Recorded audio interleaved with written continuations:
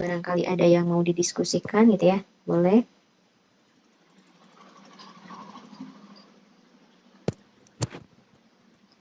Oke, kalau nggak ada kita langsung aja ya masuk ke materi jurnal penyesuaian. Nah, ini ada pengertian jurnal penyesuaian. Jadi yang dimaksud dengan jurnal penyesuaian itu artinya adalah jurnal yang dibuat pada akhir periode untuk menyesuaikan saldo suatu akun agar menunjukkan saldo yang sebenarnya.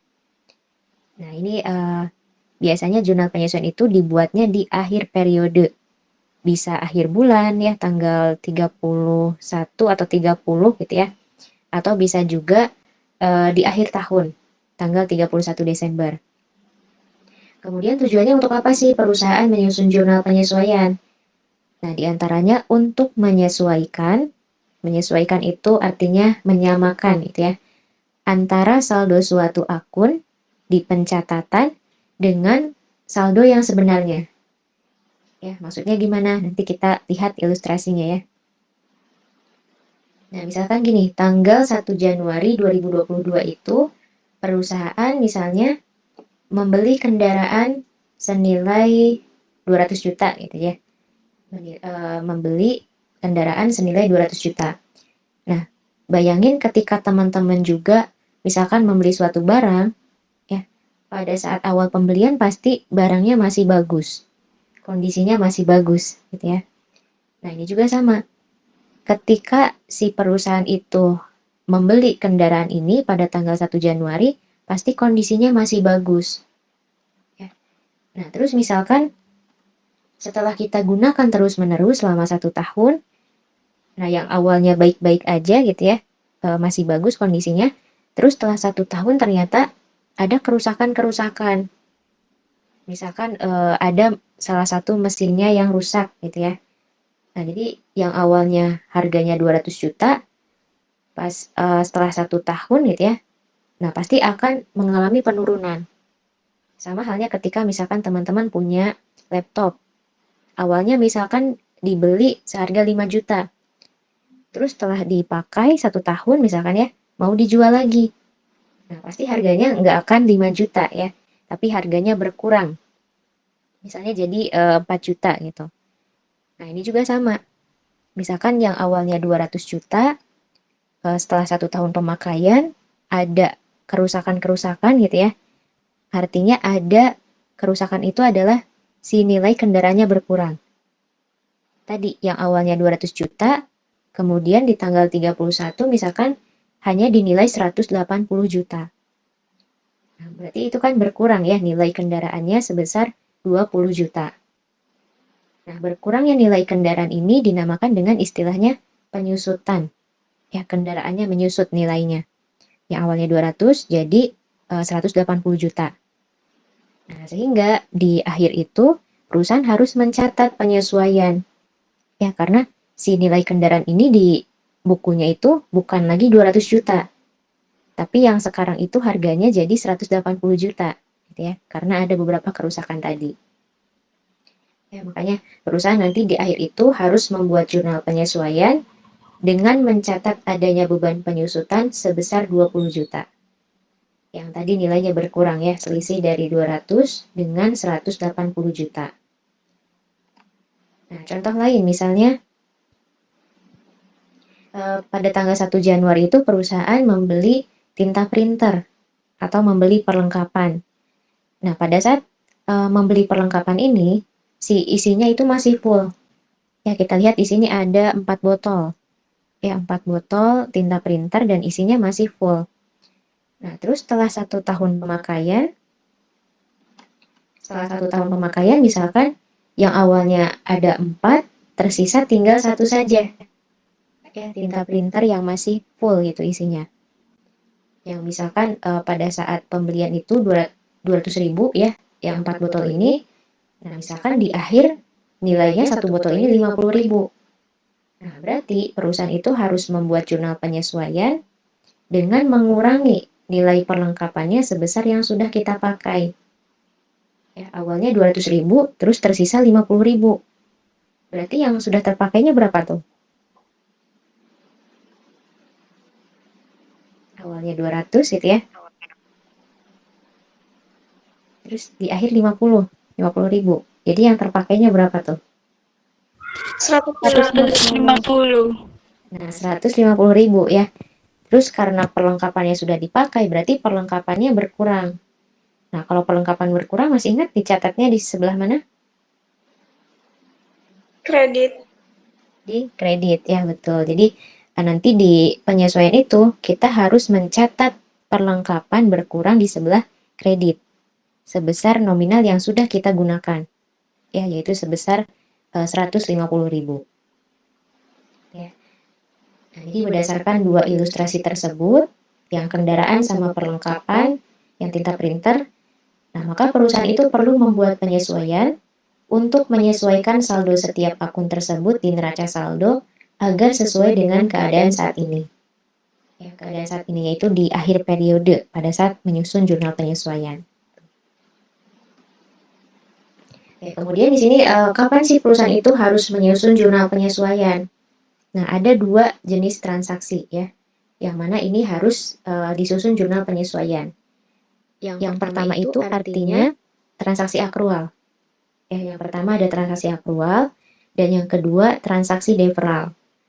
Yang pertama transaksi akrual itu artinya adalah transaksi yang berkaitan dengan pengakuan beban atau pendapatan yang terjadi namun belum dicatat ke dalam akun. Ya, artinya peristiwanya sudah terjadi tapi belum kita catat gitu. Ya, misalkan seharusnya sudah ada pendapatan nih yang harus kita akui, tapi ini belum dicatat gitu ya sampai akhir periode. Nah, itu namanya transaksi akrual. Sedangkan kalau transaksi deferral, transaksinya sudah dicatat ya, namun harus dikoreksi agar sesuai dengan kenyataannya. Nah, jadi kalau deferral itu transaksinya udah dicatat ya sama kita, tapi di akhir kita harus menyusun jurnal penyesuaian lagi ya, karena yang sudah kita catat sebelumnya itu sudah tidak sesuai lagi dengan keadaan saat ini. Ya, contohnya kayak kendaraan. Tadi kan sebetulnya si kendaraan ini sudah kita catat pada saat melakukan pembelian. Nah, tapi di akhir harus disesuaikan lagi. Kenapa? Karena nilai kendaraannya bukan lagi 200 juta. Ya, karena kan berkurang ya ketika barang kalau kita gunakan terus-menerus pasti lama-kelamaan akan rusak. Ya, ada komponennya yang rusak gitu. Nah, berarti kan nilainya yang awalnya tadi 200 juta dinilai di akhir itu tinggal 180 juta. Nah, ini kan kita harus menyesuaikan gitu ya. Di pencatatannya jangan lagi 200 juta. Tapi harus kita kurangi berapa ya agar menjadi 180 juta. Nanti kita bahas ya apa saja yang perlu disesuaikan. Nah, ini dari dua jenis transaksi ini dibagi lagi. Ya, jadi ada perinciannya lagi yang lebih detail. Hal-hal yang perlu disesuaikan itu yang pertama ada penyusutan aktiva tetap. Contohnya kayak tadi yang kendaraan. Ya. Terus yang kedua itu ada pemakaian perlengkapan, beban yang masih harus dibayar, pendapatan yang masih harus diterima, terus ada pendapatan diterima di muka, beban dibayar di muka, sama taksiran kerugian piutang.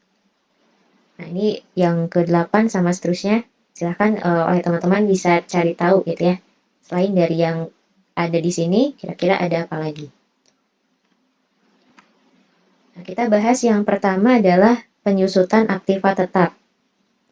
Nah, oke, sebelumnya contoh dari aktiva tetap itu ada apa saja?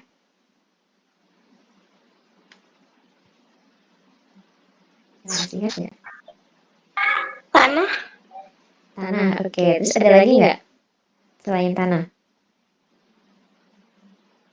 Aktiva tetap. Bangunan. Bangunan, kendaraan ya. Ada lagi? Oke, peralatan ya.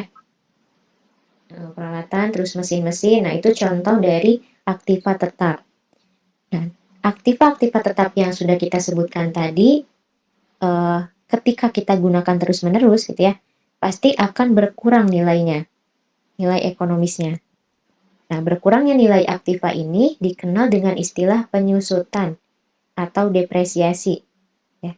Yang mana nanti depresiasi ini menjadi beban yang harus dicatat dalam laporan akuntansi. Sama kayak tadi yang kendaraan, itu kan yang awalnya 200 juta ya kemudian nilainya menyusut jadi 180 juta. Nah, selisihnya itu 200 juta dikurangi 180 juta, 20 juta adalah beban penyusutan. Ya, nilai dari penyusutannya atau depresiasinya gitu. Yang mana nanti dicatat sebagai beban tadi ya. Bebannya bertambah, terus nanti yang di sebelah kreditnya ada akun akumulasi penyusutan. Jadi kita lihat contohnya ya. Nah, tapi ini yang perlu diingat, kecuali tanah. Coba bayangin kalau tanah itu semakin tahun nilainya semakin meningkat atau malah semakin turun harganya? Meningkat. Meningkat. Meningkat ya. Nah, jadi kecuali tanah itu tidak disusutkan. Ya, kalau bangunan, kendaraan, terus peralatan itu disusutkan.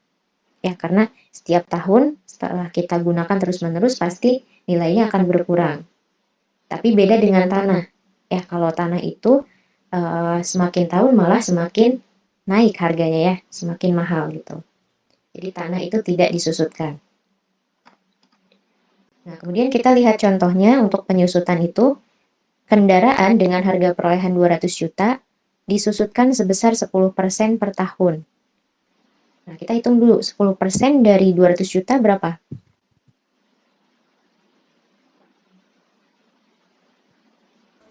20 juta. 20 juta ya. Oke, berarti ini per tahunnya itu kendaraan disusutkan nilainya. Artinya kendaraan per tahunnya itu berkurang nilainya 20 juta. Nah, tadi berkurangnya nilai kendaraan ini atau berkurangnya nilai aktiva tetap ini akan dicatat sebagai beban. Ya, yaitu beban penyusutannya bertambah di debit sebesar 20 juta. Kemudian di kreditnya itu ada akun akumulasi penyusutan kendaraan. Nah, ini nominalnya sama di kredit sebesar 20 juta. Jadi intinya kalau ada penyesuaian terkait dengan penyusutan aktiva tetap, entah itu kendaraan atau bangunan, peralatan, mesin-mesin ya, jurnal penyesuaiannya pasti kayak gini. Yang di debitnya beban penyusutan, terus yang di kreditnya akun akumulasi penyusutan.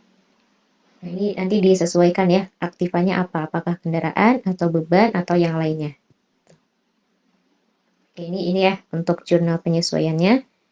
Terus, kalau misalkan kita lihat di posisi buku besarnya, nah awalnya kendaraan itu kita catat 200 juta pada saat membeli ya. Jadi pada saat membeli kendaraannya berarti bertambah di sebelah debit. Terus selain dari jurnal umum, nah ini ingat, selain dari jurnal umum, buku besar itu diposting juga jurnal umum gitu ya. Terus jurnal penyesuaian sama jurnal penutup. Intinya semua jurnal itu harus kita posting ke buku besar. Ya harus kita pindahkan. Jadi yang tadi yang ini yang sudah kita catat di jurnal penyesuaiannya, kita posting. Ya, kita posting ke buku besarnya. Jadi beban penyusutannya di debit 20 juta, terus di kreditnya akumulasi penyusutan sebesar 20 juta. Nah, terus ini untuk buku besarnya. Terus kalau misalkan kita mau nyusun laporan keuangannya, laporan keuangan neraca, nanti si kendaraannya itu harus kita kurangi dengan akumulasi penyusutan. Nah, ini bisa dilihat ya. Jadi kendaraannya 200 juta, terus akumulasinya ini 20 juta. Nah, debit ketemu kredit. Berarti kalau debit ketemu kredit harus dikurangi ya. Jadi 200 juta dikurangi 20 juta, total harta tetapnya jadi 180 juta. Ya, ini nilai dari kendaraan bersihnya itu sebesar 180 juta. Ya, jadi bukan lagi 200 juta karena tadi sudah kita susutkan sebesar 20 juta. Ya, ini untuk penyesuaian terkait dengan penyusutan aktiva tetap.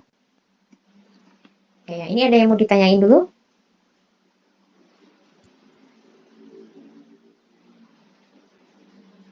Untuk yang transaksi pertama?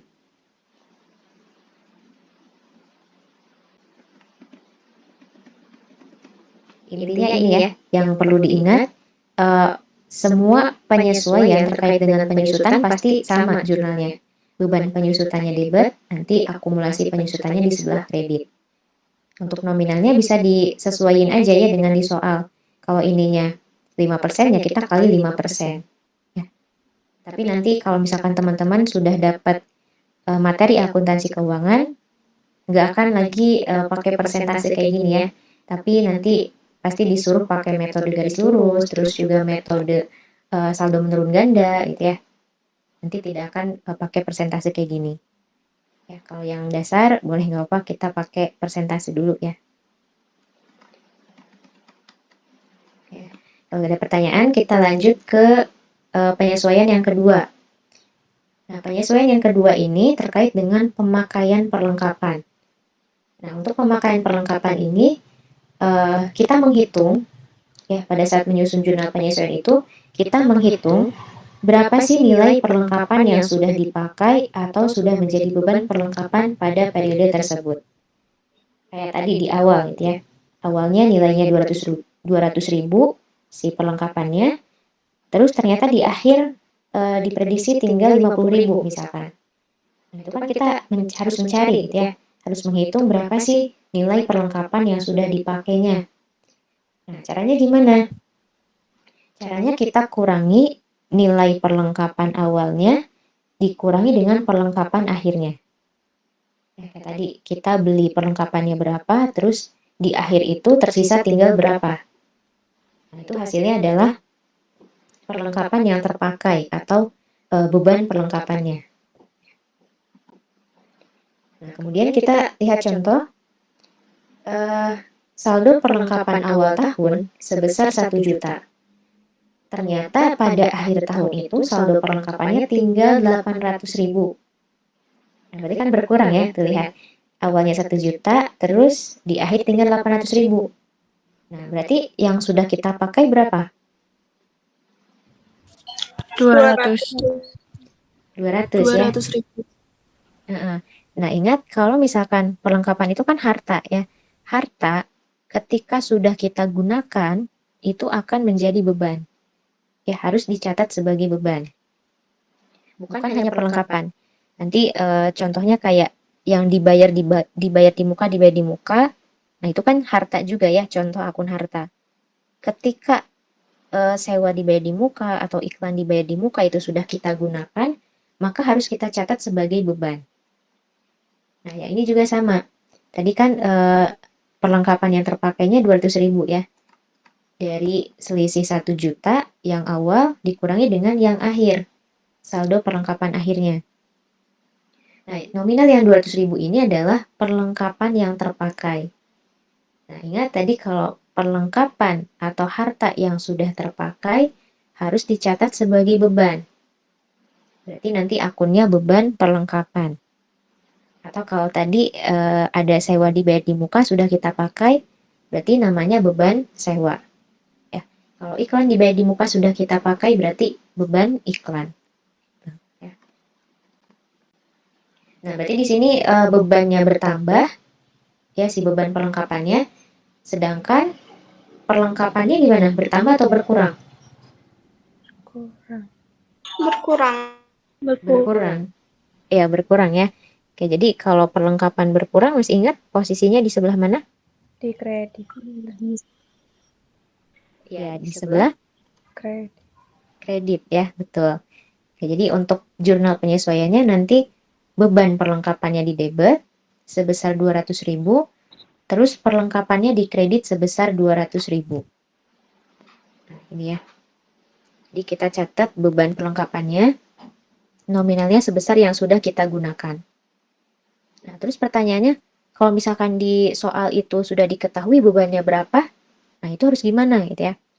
Nah, kalau misalkan di soalnya itu sudah diketahui, misalnya beban perlengkapan untuk periode ini 500 ribu misalnya.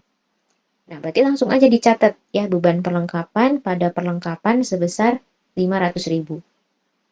Jadi nggak usah lagi kita hitung ya berapa bebannya, karena memang sudah ada di soal.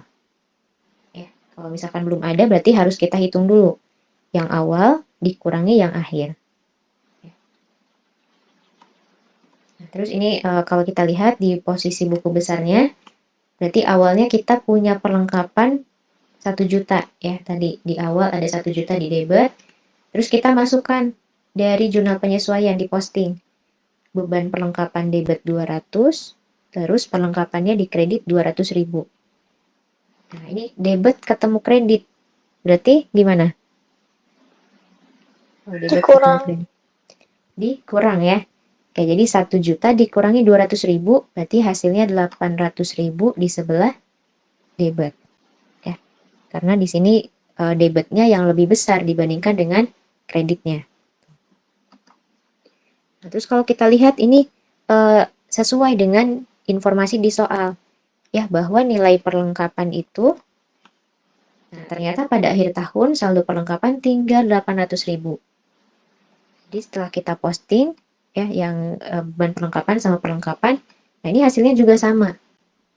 Perlengkapannya ya, akun perlengkapannya di sebelah debit sebesar 800.000.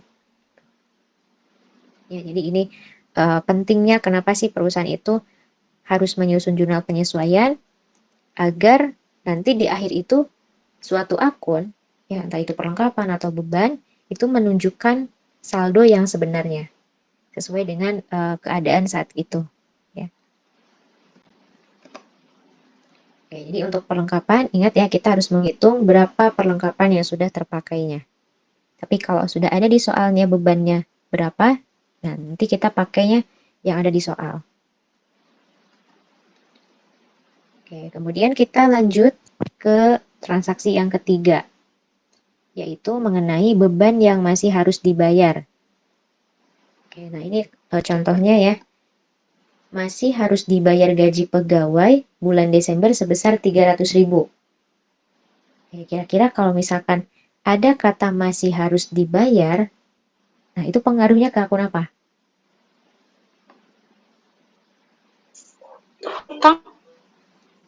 Utang ya. Betul. Jadi di sini kalau ada kata yang masih harus dibayar berarti muncul utang. Nah, utangnya bertambah. Berarti kalau utang bertambah dicatat di mana? Kredit. Di kredit ya, betul. Ya, jadi dari transaksi ini kita buatkan jurnal penyesuaiannya utang gaji di sebelah. Utang gaji di sebelah kredit. Ya. Terus di sini utangnya timbul karena ada apa?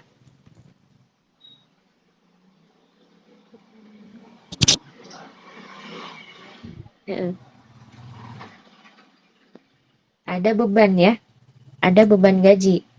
Nah ini kan perusahaan masih harus dibayar gaji, berarti perusahaan harus membayar beban gaji. Nah berarti beban gajinya bertambah di sebelah debit, terus karena ini masih harus dibayar, berarti kan perusahaan masih punya kewajiban untuk membayarkan gaji. Ya. Nah sehingga yang dikreditnya utang gaji sebesar 300.000.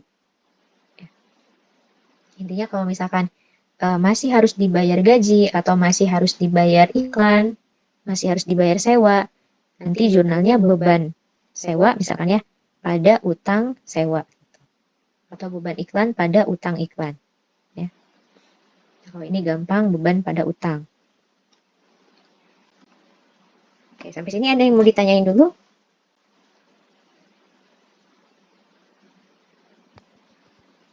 Paham untuk ini beban yang masih harus dibayar? Paham. Oke, paham. Kita lanjut ya ke transaksi yang keempat. Nah, untuk yang transaksi keempat ini hampir mirip-mirip kayak tadi ya, beban yang masih harus dibayar. Tapi di sini konteksnya adalah pendapatan. Nah, pendapatan yang masih harus diterima. Artinya kalau tadi posisi kita itu sebagai yang bayarnya, ya. Nah, kalau ini sebagai si yang menerimanya gitu. Nah, maksudnya pendapatan yang masih harus diterima ini adalah pendapatan yang sudah menjadi hak perusahaan, namun masih belum diterima uangnya oleh perusahaan. Atau misalkan ketika teman-teman sudah bekerja, ya, sudah mengerjakan jasa, tapi uangnya belum diterima. Nah, nanti akan muncul apa? Muncul piutang. Betul. Ya, jadi nanti piutangnya bertambah, terus karena tadi perusahaan atau teman-teman sudah melakukan pekerjaan gitu ya, sudah memberikan jasa, berarti harus mengakui adanya pendapatan. Meskipun memang uangnya belum diterima, ya. Tapi kita catat ke pendapatannya bertambah sama piutangnya juga bertambah. Nah, ini juga sama contohnya. Misalkan imbalan atas jasa yang telah diberikan seorang pengacara, namun belum ditagihkan ke kliennya pada akhir periode sebesar 5 juta. Nah, ini imbalan atas jasa yang telah diberikan. Berarti kan perusahaan sudah bekerja ya, sudah memberikan jasa. Nah, harus mencatat pendapatan. Berarti pendapatannya bertambah, terus di sini namun belum ditagihkan ke kliennya. Berarti kan kalau belum ditagih, uangnya belum diterima ya. Nah, berarti kalau perusahaan sudah bekerja, terus uangnya belum diterima, tadi muncul piutang, bertambah di debit, terus pendapatan jasanya atau pendapatan usahanya di sebelah kredit bertambah. Piutang usaha debit pada pendapatan jasa di sebelah kredit. Ini berlaku juga untuk yang lain gitu ya. Misalkan konteksnya intinya perusahaan sudah bekerja terus belum menerima uang, pasti jurnal penyesuaiannya kayak gini. Dan ini kalau nggak salah di jurnal umum juga sudah ya. Kalau perusahaan sudah bekerja, sudah memberikan jasa tapi uangnya belum, maka jurnalnya adalah piutang usaha pada pendapatan jasa. Kayak ini gampang ya yang keempat. Nah, kita masuk yang kelima, yaitu mengenai pendapatan diterima di muka. Nah, ini jangan ketukar ya, kalau tadi itu pendapatannya masih harus diterima, kalau ini pendapatannya diterima di muka. Nah, jadi kayak teman-teman itu menerima uangnya duluan dari si klien, tapi teman-teman belum ngasih jasa. Nah, berarti teman-teman punya apa ke klien? Yang utang. Punya utang ya. Betul. Jadi kalau uangnya sudah tapi jasa kita belum, ya pekerjaan kita belum, berarti kita punya utang. Nah, untuk mencatat utang ini gitu ya atau pendapatan diterima di muka ini bisa dengan menggunakan dua pendekatan. Ya, bisa dicatat sebagai utang pada saat kita menerima uangnya itu, atau bisa juga dicatatnya langsung sebagai pendapatan. Ya, ini tergantung pendekatan apa yang perusahaan gunakan. Kalau misalkan pendekatannya neraca, maka kita catat sebagai utang. Tapi kalau misalkan perusahaan itu menggunakan pendekatannya laba rugi, maka pada saat kita menerima uang, ya meskipun memang kenyataannya itu masih sebagai utang, tapi kita catat langsung ke pendapatan. Ya, kalau pendekatannya laba rugi. Oke, misalkan di sini perusahaan menerima pendapatan sewa untuk 2 tahun sebesar 3 juta dan diterima pada tanggal 30 Juni 2021. Nah, coba jurnal kalau misalkan perusahaan menerima uang sewa ini ya untuk 2 tahun, kalau menggunakan pendekatannya neraca gimana? Kas bertambah. Kas, terus? Pendapatan diterima di muka. Pendapatan diterima di muka. Iya. Ya, di sebelah mana pendapatan diterima di mukanya? Di kredit. Di kredit, ya betul. Di kredit, betul. Jadi, ingat kalau neraca itu kan akunnya cuma ada 3 ya, harta, utang, sama pendapatan. Nah, di sini kita menerima kasnya, tapi jasanya belum. Nah, berarti kalau jasanya belum tadi kan utang ya. Nah, kalau pendekatan neraca, betul, kita catat sebagai utang atau sebagai pendapatan diterima di muka. Nah, ini. Jadi jurnalnya tanggal 30 kas di debit, terus pendapatan diterima di muka di sebelah kredit. Nah, kemudian ini baru jurnal umumnya. Terus misalnya perusahaan itu selalu menyusun jurnal penyesuaian tanggal 31 Desember 2021 misalkan. Nah, ini kita lihat ya. Awalnya kita menerima uangnya tanggal 30 Juni. Terus sampai dengan 31 Desember itu ada berapa bulan? Coba kalau kita hitung.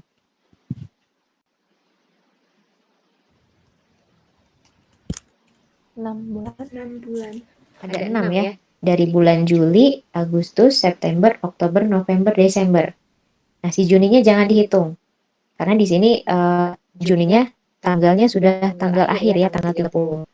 Kalau di sini tanggal 1, nah boleh dihitung. Jadi ada 6 bulan ya, dari mulai Juli sampai dengan Desember. Nah, berarti selama 6 bulan tersebut, nah perusahaan ngasih jasa sewanya. Nah, tadi kalau misalkan perusahaan sudah memberikan jasa, ya harus mencatat apa?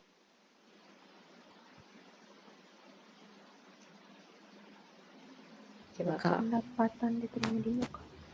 ya kalau misalkan ini kan kita catatnya sebagai pendapatan diterima di muka ya, atau sebagai utang. Kenapa sebagai utang? Karena perusahaan belum ngasih jasa. Berarti kan perusahaan punya utang jasa ya kepada si kliennya. Nah, misalkan tadi dari periode Juli sampai dengan Desember itu perusahaan sudah ngasih jasa. Nah, yang awalnya belum ngasih jasa, terus selama 6 bulan itu perusahaan menunaikan kewajibannya, ya memberikan jasanya kepada si klien, memberikan jasa sewanya. Nah, berarti kan kalau sudah dikasihkan gitu ya, si jasanya itu sudah diberikan, berarti utangnya berkurang atau pendapatan diterima di mukanya. Terus juga karena sudah diberikan jasanya, sudah bekerja, maka harus mencatat pendapatan. Nah, nanti untuk jurnalnya kayak gini. Si utangnya kita debetkan, dikurangi gitu ya, pendapatan diterima di mukanya, terus di kreditnya akun pendapatan sewa. Ya, jadi si pendapatannya bertambah. Kenapa? Karena kan tadi selama 6 bulan itu, dari bulan Juli sampai Desember, perusahaan sudah ngasih jasa. Ya, berarti kan kalau sudah memberikan jasa, sudah melakukan pekerjaan, harus mengakui pendapatan. Nah, ini untuk perhitungannya sendiri, tadi kan 6 bulan ya, dari Juli sampai Desember, ini sewa yang sudah kita berikan, atau yang sudah terpakai, kita hitung 3 juta dikali 6 per 24. Nah, ini kenapa 6 per 24? Karena tadi sewanya itu 3 juta ini untuk 2 tahun. Nah, jadi ini kan 6 bulan ya, dari Juli sampai Desember, jadi kita kali 6 dibagi 24. 24 atau 2 tahun gitu ya. Sehingga ini nominalnya yang kita catat adalah sebesar 750.000. Dan untuk jurnal penyesuaiannya, tadi utangnya kita kurangi, awalnya kan kita catat sebagai utang ya. Jadi pada saat jurnal penyesuaian, utangnya kita kurangi ke debat, terus pendapatannya kita kreditkan, bertambah. Karena kondisinya perusahaan sudah memberikan jasa selama 6 bulan itu. Oke, sampai sini ada yang mau ditanyakan dulu? Ada yang kurang Kak, paham? maaf Kak, Mm-mm. boleh kenapa itu 6 dibagi 24 Kak? Maaf Kak tadi kelewat. Oke, ya. Baik, jadi kenapa ini dikali 6 per 24? Nah, 6-nya itu kan tadi dari mulai kita membayar, ya, kita menerima uang gitu ya maksudnya, dari tanggal 30 Juni sampai dengan penyusunan jurnal penyesuaian, tanggal 31 Desember. Nah, kalau kita hitung kan Juni, Juli, Agustus, September, Oktober, November, Desember, ada 7 ya. Nah, tapi si Juninya ini jangan kita hitung, karena Juninya sudah di tanggal akhir. Ya, sehingga kita hitungnya dari bulan Juli, Agustus, September, Oktober, November, Desember. Ya, dari mulai kita menerima uangnya sampai dengan penyusunan jurnal penyesuaian. Terus 24-nya dari mana? Nah, ini 24-nya dari 2 tahun. Ya, 3 juta ini untuk 2 tahun. Nah, yang kita inginkan adalah cuma 6 bulannya. Berarti kan 3 juta ini boleh dibagi 24, nanti dikali 6. Ya, itu sama aja. Atau 3 juta dikali 6 dibagi 24. Ya, jadi 6 per 24 itu 6 bulan dari 2 tahun. Ya. Oke, paham jawabannya? Oke, dari yang lain ada lagi yang mau ditanyakan sebelum kita lanjut?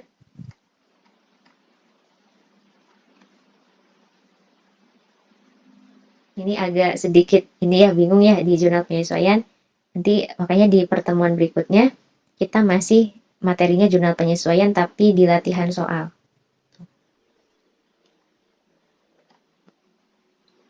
Oke, kalau gak ada kita lanjut ya. Oke, nah tadi kan pendekatannya neraca. Nah berikutnya kita lihat pendekatan yang kedua, yaitu pendekatan laba rugi. Nah untuk pendekatan laba rugi ini kita catat pada saat menerima uangnya dulu ya. Jadi ini yang membedakan pendekatan neraca dengan pendekatan laba rugi itu pada saat kita mencatat jurnal umumnya, yaitu pada saat kita menerima uangnya. Kalau tadi kan dicatatnya kas sama pendapatan diterima di muka, ya atau sama utang. Nah kalau yang ini, kalau pendekatannya laba rugi, pada saat kita menerima uang sebesar 3 juta ini, kita catatnya sebagai pendapatan sewa. Jadi kasnya bertambah karena kita menerima uang, terus di kreditnya dicatat pendapatan sewa. Ya, mungkin ada yang bertanya, kok kenapa pendapatan gitu ya? Padahal kan di sini si sewanya itu untuk 2 tahun dan perusahaan belum memberikan jasa sewanya gitu ya. Nah, karena ini pendekatannya laba rugi. Jadi meskipun memang perusahaan belum ngasih jasa, tapi kalau pendekatannya laba rugi, boleh dicatatnya sebagai pendapatan. Meskipun kenyataannya perusahaan masih punya utang. Ya. Nah, berarti ini yang membedakan di kreditnya tadi utang, kalau yang ini pendapatan sewa. Nah, terus sama ini juga di akhir tanggal 31 Desember itu perusahaan membuat jurnal penyesuaian. Berarti tadi ada 6 bulan ya. Dari bulan Juli sampai Desember itu ada 6 bulan. Nah, selama 6 bulan itu perusahaan memberikan jasa sewa kepada kliennya. Ya. Nah, kalau misalkan perusahaan sudah memberikan jasa, artinya itu pendapatannya. Ya. Jadi kalau tadi yang awalnya dicatat sebagai utang, berarti si utangnya berkurang selama 6 bulan. Karena 6 bulan tersebut perusahaan sudah memberikan jasa. Nah, tapi di sini, di awal itu perusahaan sudah mencatat semuanya sebagai pendapatan selama 2 tahun. Padahal kita tahu bahwa pendapatan yang sebenarnya itu cuma 6 bulan. Tadi sebesar 750.000 ya, yang 6 bulan itu. Nah ini. Terus di sini dicatat semuanya sebagai pendapatan. Berarti pendapatan yang dicatat di sini terlalu besar atau terlalu kecil kita catat?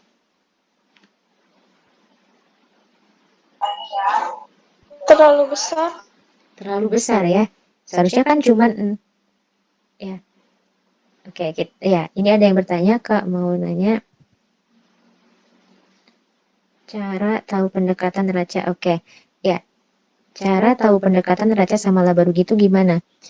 Nah, untuk kalau ini gitu ya, kalau misalkan pendekatan neraca sama laba rugi ini kan kita catat ya di jurnal umumnya. Tapi kalau misalkan teman-teman di soalnya itu disuruh langsung membuat jurnal penyesuaian, nah bisa lihatnya dari neraca saldo.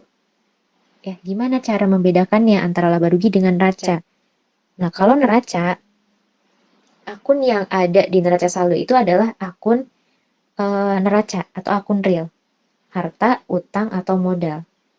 Ya, maksudnya misalkan untuk yang pendapatan diterima di muka, yang ini ya. Nah, kalau misalkan perusahaannya menggunakan pendekatan neraca, yang ada di neraca saldo itu hanya akun pendapatan diterima di muka. Ya. Jadi kalau pendekatannya neraca, yang ada di neraca saldonya akun pendapatan diterima di muka. Nah, kalau laba rugi, di neraca saldonya pasti yang akan kita lihat hanya akun pendapatan sewa.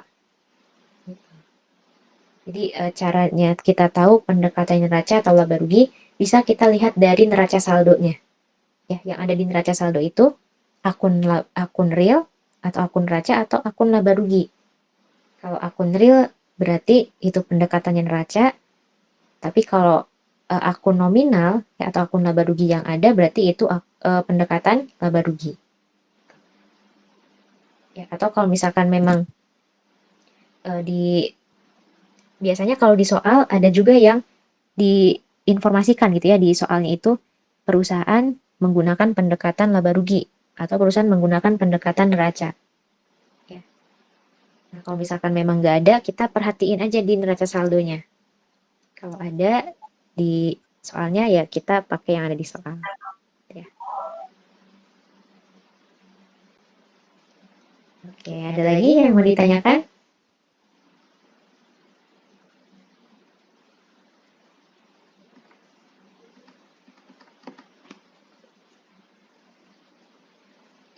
Nah, ini ya untuk tadi kalau pendekatan laba rugi, kas sama pendapatan sewa.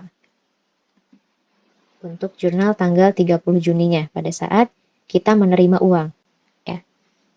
Nah, terus tadi sama kayak neraca. Perusahaan itu menyusun jurnal penyesuaian setiap akhir tahun, yaitu tanggal 31 Desember 2021. Nah, itu kan tadi sudah kita hitung ada 6 bulan ya. Nah, 6 bulan itu perusahaan sudah memberikan jasa. Berarti pendapatan yang sesungguhnya itu baru 6 bulan. Karena yang baru diberikan jasanya baru 6 bulan. Nah, sedangkan di awal, yang pendekatan laba rugi ini, kita catat semuanya sebagai pendapatan. Nah, berarti kan tadi ini terlalu besar ya yang kita catat. Nah, sehingga pendapatan sewanya pada saat kita menyusun jurnal penyesuaian harus kita kurangi. Karena ini terlalu besar yang kita catat. Ya. Nah, si pendapatan sewanya ini harus kita kurangi sebesar berapa gitu ya, agar nanti di buku besarnya itu pendapatan sewa menunjukkan angka 750.000.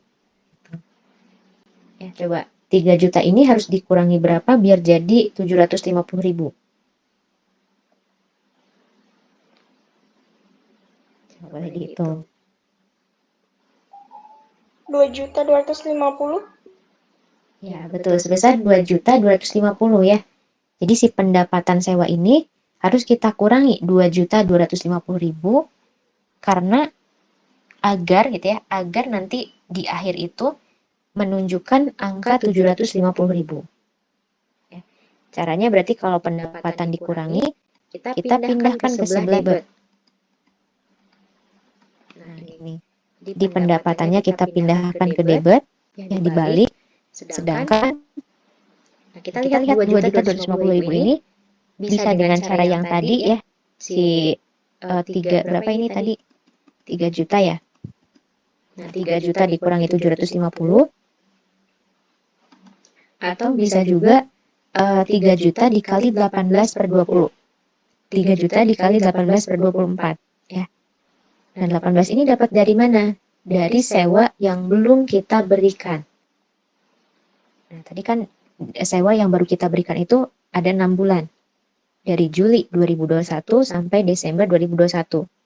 Berarti kan sisanya 2 tahun dikurangi 6 bulan itu ada 18 ya. Nah, 18 terus dikali 3 juta nanti dibagi 24. Hasilnya sama saja 2.250.000. Nah, karena si nominal 2.250.000 ini belum kita berikan jasa sewanya, berarti ini kan masih sebagai utang. Ya. Artinya harus kita catat sebagai pendapatan diterima di muka. Atau utangnya kita tambahkan. Ya. Kalau ada yang bingung, pendapatan diterima di muka itu sama saja dengan utang ya. Kenapa tadi saya sebutnya utang? Karena akun ini sama saja dengan utang. Pendapatan diterima di muka itu. Ya. Oke, jadi pendapatannya kita kurangi, terus utangnya kita tambahkan. Kalau yang pendekatannya laba rugi. Ya. Oke, kemudian kalau kita perhatikan di posisi buku besarnya, jadi setelah kita posting dari jurnal sama jurnal penyesuaiannya, dari pendekatan neraca sama pendekatan laba rugi itu hasilnya akan sama saja. Ya, kasnya itu kita lihat sama saja ya. Nilainya 3 juta di debit, terus pendapatan diterima di mukanya dikredit 2.250.000 dan pendapatan sewanya juga dari pendekatan raca dengan pendekatan laba rugi hasilnya sama sebesar 750.000. Nah, ini kenapa pentingnya perusahaan itu harus menyusun jurnal penyesuaian ya, agar ketika ada dua pendekatan yang berbeda, hasil di akhirnya akan sama saja. Ya, kalau perusahaan itu setiap akhir bulan atau setiap akhir tahunnya menyusun jurnal penyesuaian. Ya, jadi jurnal penyesuaian itu penting sekali untuk dibuat agar ketika ada dua pendekatan yang berbeda, nah itu akan menunjukkan hasil yang sama. Oke, sampai sini dulu ada yang mau ditanyakan? Ada yang masih bingung?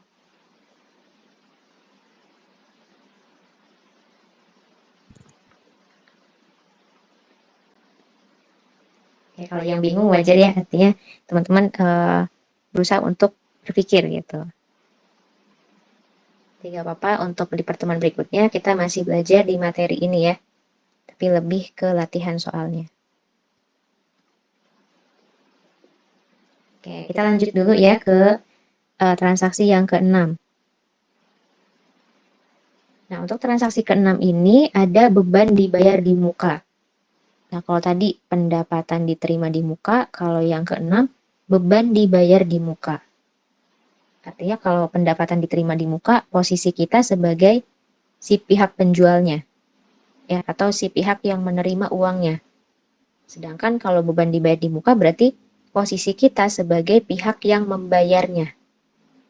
Ya, jadi kita bayar sesuatu, bayar sewa atau bayar iklan untuk beberapa periode ke depan. Nah, itu dinamakan dengan beban dibayar di muka. Nah, ini juga sama ya, untuk beban dibayar di muka itu bisa dicatat dengan dua pendekatan. Bisa dicatat sebagai harta ya kalau pendekatannya neraca, atau dicatat sebagai beban kalau misalkan pendekatannya laba rugi. Nah, kita lihat contoh. Misalnya perusahaan membayar premi asuransi sebesar 1.200.000 untuk periode 1 April 2021 sampai 1 April 2022. Nah, ini kan dari 21 sampai 22 berarti 1 tahun ya. Nah, ketika kita membayar premi asuransi untuk beberapa tahun ke depan atau untuk beberapa bulan ke depan, kalau misalkan menggunakan pendekatan neraca, tadi kita catat sebagai harta. Ya, ini dicatat sebagai harta kalau pendekatannya neraca. Berarti kalau kita catat sebagai harta, catat ke akun asuransi dibayar di muka. Jadi hartanya bertambah di sini berupa asuransi dibayar di muka. Kemudian karena ada kata membayar, nah berarti apa yang berpengaruh? Coba.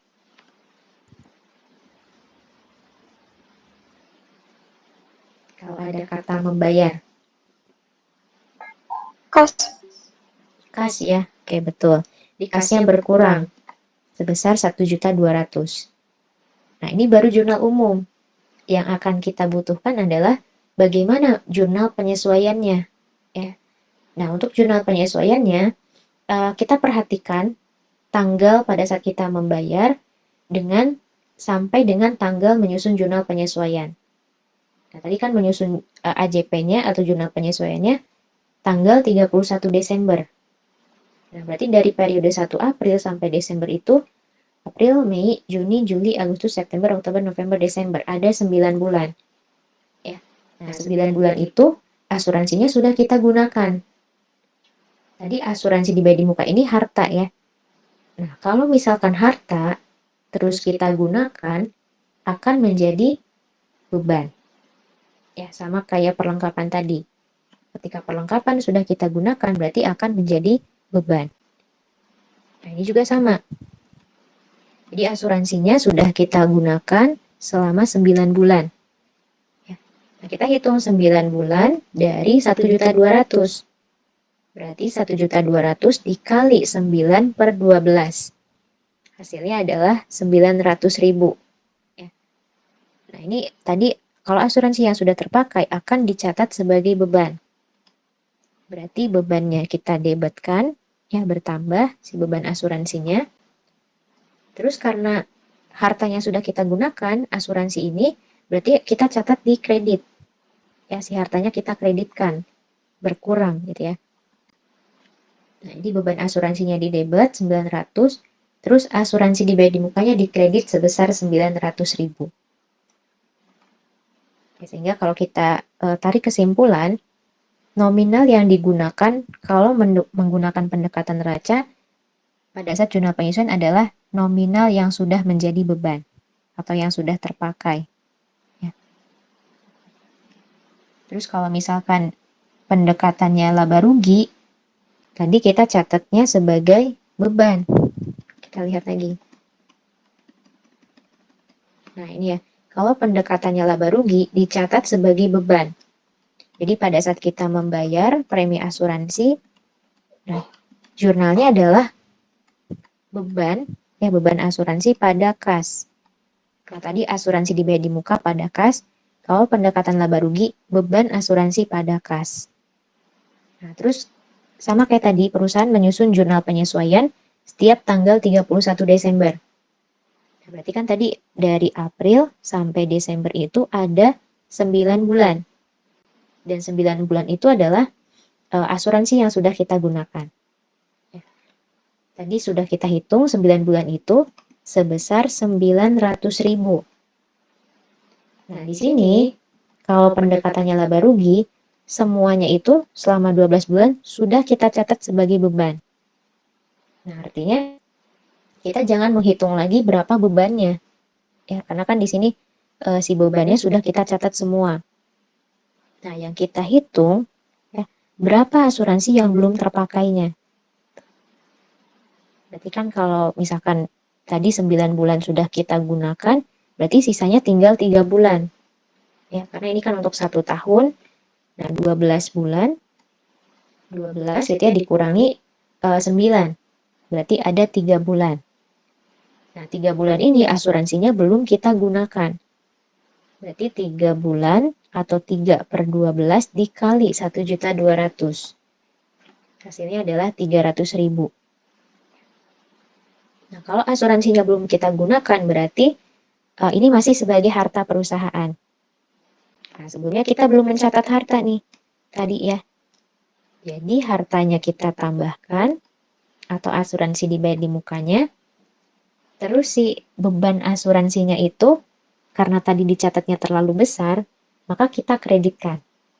Ya, berkurang di sebelah kredit. Nah ini. Jadi untuk jurnal penyesuaiannya nanti asuransi dibayar di mukanya bertambah, kemudian beban asuransinya kita kurangi ke sebelah kredit sebesar nominal yang belum kita gunakan. Atau sebesar asuransi yang belum kadaluarsa, ya, yang belum digunakan itu. Itu 300.000. Beda ya, jadi kalau neraca debitnya beban, kalau yang laba rugi debitnya asuransi dibayar di muka. Jadi kebalikannya. Tinggal dibalik ya untuk yang jurnalnya yang awalnya beban di debit, di AJP bebannya jadi di kredit. Nah, gitu. Kalau tadi asuransi dibayar di mukanya di debit pada saat jurnal, nanti di jurnal penyesuaiannya asuransinya di sebelah kredit. Nah, ini kalau kita lihat lagi di buku besarnya pasti hasilnya akan sama saja ya. Baik itu neraca ataupun laba rugi, nominalnya akan sama saja.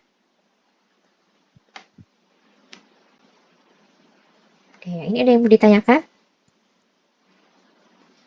Beban dibayar di muka.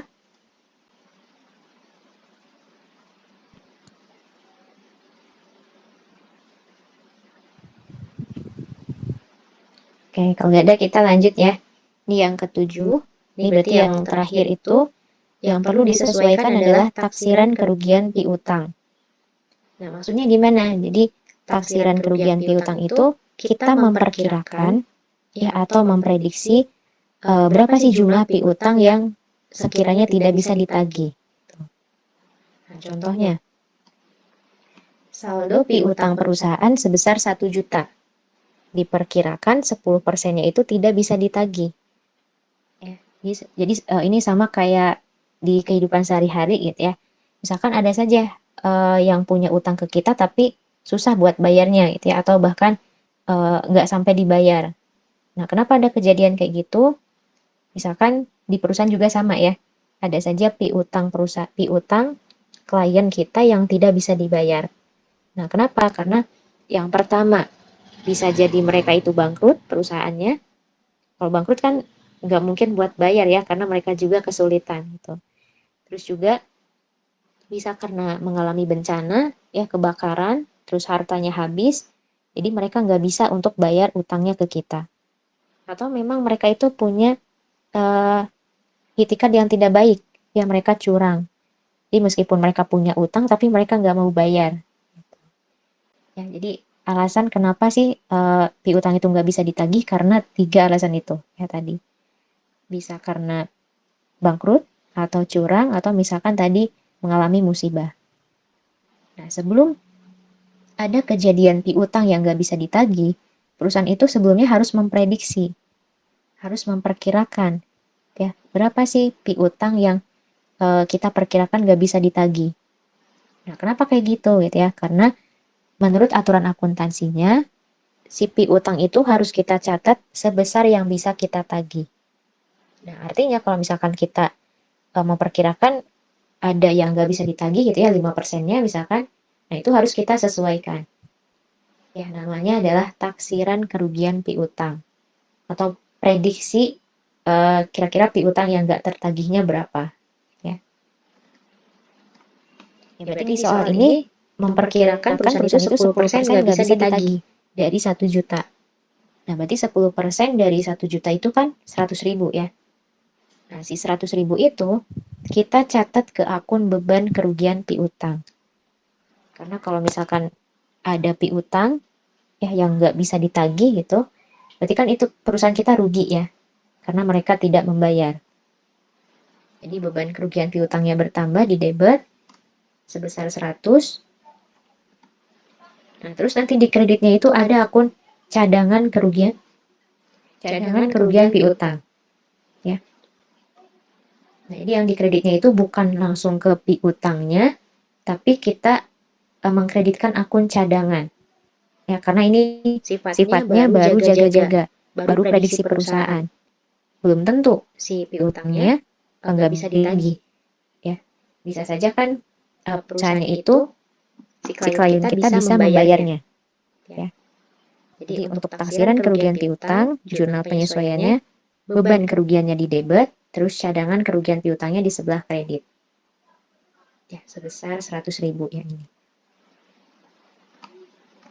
Ya, nah itu mengenai 7 hal yang perlu kita sesuaikan ya. Oke, sampai sini ada yang mau ditanyakan?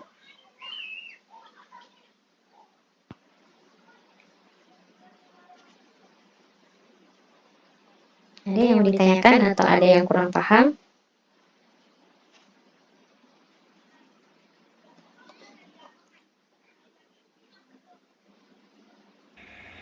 Kak, boleh nanya Kak? Boleh. Itu dapat persentase hutang yang tidak bisa dibayar tuh dari mana Kak? Oke, iya bagus pertanyaannya. Jadi saya belum menjelaskan ya. Untuk persentase ini itu tergantung ke kebijakan perusahaannya. Ya, perusahaan itu pasti mempunyai kebijakannya masing-masing. Misalkan ada perusahaan yang memperkirakan dari piutang yang dipunyai gitu ya, yang dimiliki kayaknya 5% nggak bisa ditagih. Terus di perusahaan lain gitu ya, ada yang memprediksi 10% nggak bisa ditagih. Nah, itu tergantung ke kebijakannya sama melihat dari pengalaman-pengalaman sebelumnya. Ya, jadi pengalaman sebelumnya di tahun-tahun sebelumnya itu bisa dijadikan referensi ya untuk tahun-tahun berikutnya berapa piutang yang tidak bisa tertagihnya. Ya, sudah pasti antara perusahaan itu berbeda-beda ya. Ada yang 5%, tadi bahkan ada yang 1% atau yang lebih tinggi 10% misalkan. Ya, ya terjawab untuk pertanyaannya? Iya Kak, makasih Kak. Oke, dari yang lain ada lagi nggak yang mau ditanyakan?